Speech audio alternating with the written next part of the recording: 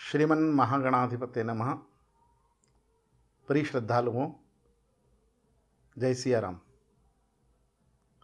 रामचरितमानस का एक अद्वितीय प्रसंग है कि जब भगवान श्री राम गुरुदेव विश्वामित्र के साथ जनकपुर जाते हैं तो वे पुष्प वाटिका में पुष्प चयन के लिए जाते हैं। और जब वे पुष्प का चयन कर रहे थे तब गोस्वामी जी लिखते हैं, भाल तिलक श्रम बिंदु सुभाए। भगवान श्री राम के मस्तक पर पसीने की बूंद आ गई।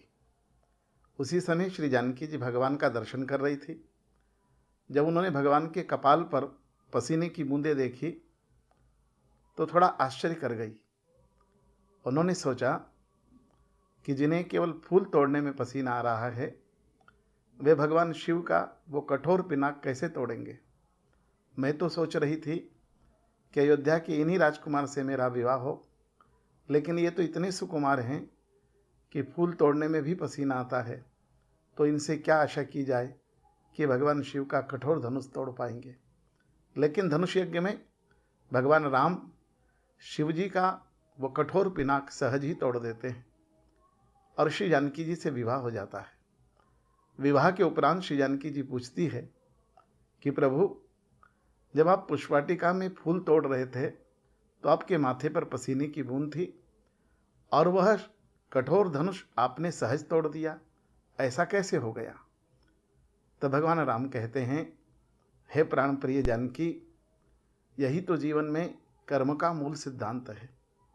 जो व्यक्ति जीवन में छोटे छोटे कामों को महत्व देता है, उसके बड़े बड़े काम यूं ही सहज हो जाते हैं।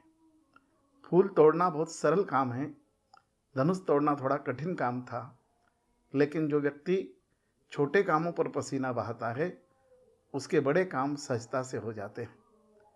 राम कथा का यह दिव्य प्रसंग कोरोना की महामारी में हम सबको एक प्रेरणा देता है कि अगर हम इस महामारी से बचना चाहते हैं तो हमें भी छोटे छोटे उपायों पर ध्यान देना पड़ेगा ताकि हम किसी बड़े संकट से बच सकेंगे।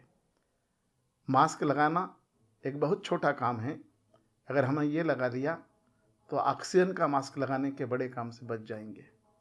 अगर हमने 2 गज की दूरी के नियम का पालन कर लिया तो अपने समाज और परिवार से कभी हम दूर नहीं हो पाएंगे।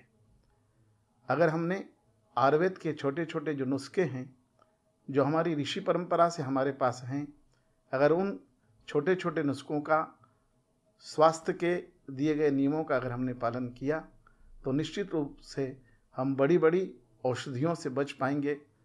और इसलिए इस संकट के दौर में रामचरितमानस का यह दृष्टांत हम सब के लिए अत्यंत प्रेरणादायी है।